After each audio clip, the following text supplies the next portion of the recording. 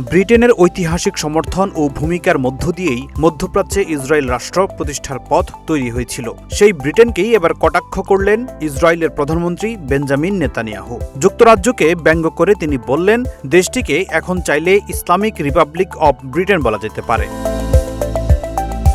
ইসরায়েলের সেনাবাহিনীর রেডিওতে সম্প্রচারিত এক পডকাস্টে সাবেক সেনা কর্মকর্তা আভি হারুশের সঙ্গে আলাপকালে নেতানিয়াহু এই মন্তব্য করেন। তিনি অতীতের ব্রিটেন ও বর্তমান ব্রিটেনের মধ্যে তুলনা টেনে বলেন, একসময় ব্রিটেনে ইসরায়েলের প্রতি যে ধরনের সমর্থন দেখা যেত, এখন আর তা খুঁজে পাওয়া যায় না।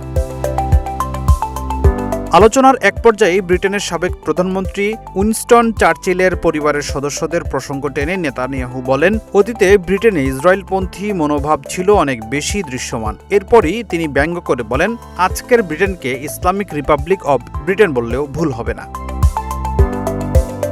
নেতানিয়াহু আরও বলেন, কেউ একজন নাকি মন্তব্য করেছিলেন, পারমাণবিক অস্ত্রধারী প্রথম ইসলামী প্রজাতন্ত্র হবে ইসলামিক রিপাবলিক অব ব্রিটেন।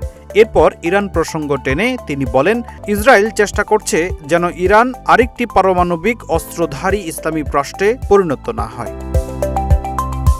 তবে নেতানিয়াহুর এই মন্তব্য নতুন এক কূটনৈতিক বিতর্কের জন্ম দিতে পারে বলে মনে করা হচ্ছে। কারণ গাজা যুদ্ধ, ফিলিস্তিন ইস্যু এবং মধ্যপ্রাচ্যের চলমান সংঘাত নিয়ে সাম্প্রতিক সময়ে লন্ডন ও তেল আবিবের মধ্যে টানাপোড়েন বেড়েছে। ব্রিটেনের ইসরায়েল নীতির সমালোচনাও একাধিকবার করেছেন নেতানিয়াহু।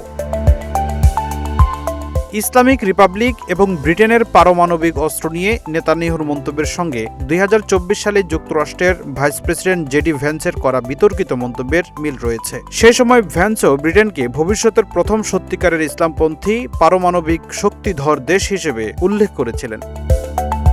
ফখরুল ইসলাম, ইত্তেফাক নিউজ।